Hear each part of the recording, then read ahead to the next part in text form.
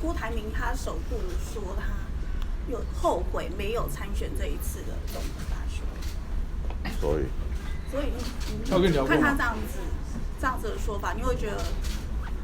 那你应该是问他，什么是问我？因为你之前你不是也是很希望他出来选吗？我们是要选我们就帮他嘛，对吧？不选，我不选也没办法啊。我时间已经够了，后悔没有用了。但他之前郭台铭有说他好像对你很不好意思，对不起你跟柯妈妈。哎呦，这没有什么啊，这个小事。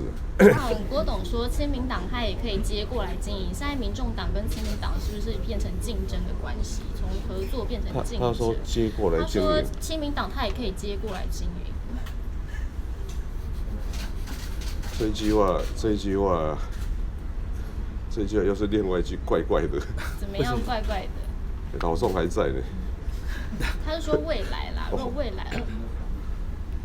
这句话在政治上就踩到地雷了。可是如果说他就是可以接过来经营到2024，是不是提前民众党跟亲民党就是提前有开打的意味？这等选完2020再烦恼啊。因为之前也曾经传过宋楚瑜想找你当接班人，所以感觉现在是接班人要换人当的意思。这个老宋还在，你们就开始在讲这种话，我感觉起来是这里政治不正确吧？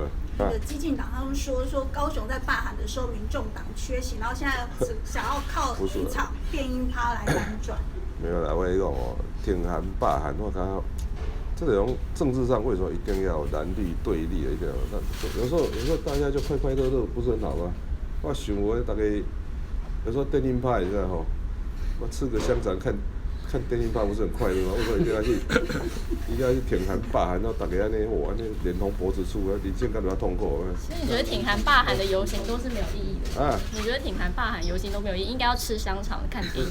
不是啊，除了给那些这个选举周边产业赚一点钱以外，都不晓得有什么意义啊。吴怡农跟蒋万安只差0.8%，可是算到何锦农的话，等于是害吴怡农落选，不用对他负责。你要对吴怡农负责。他真的只差多少？他就0.8，搞母业。哇，他是哪一家民调做的？苹果做的。苹果做的，搞不可怜。全世界还是三权分立的。老实讲那五权分立，我刚才这样的，如果全世界只有你，就好这样的，你去参加考试，你的答案跟全班的同学都不一样。通常全班同学都错，只有你对，这几率比较少。通常是你错，全班同学都对。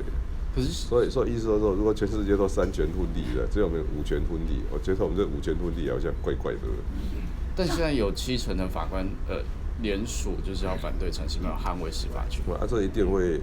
那几天前记者问说，这一定变宪政危机，这变成那个监察院跟司法院的问题了。所以这个会。这是个宪政的争执，但是陈诗梦他有反驳说，他说死猪不怕开水烫，你觉得呢？可是死猪也不会动啊。因为之前，但因为之前孙文学校总校长他有讲，他说他认为孙文创这五权分立机关的用意没有错，错的是陈诗梦这个人，是人错了，不是制度错了。他是想不然这样，要是有个性。司法院跟监察院就给他预算编到很低，给他慢慢自然就摆在那里，不要用，对吧？就是我倒是讲，我觉得五权宪法怪怪的，真的。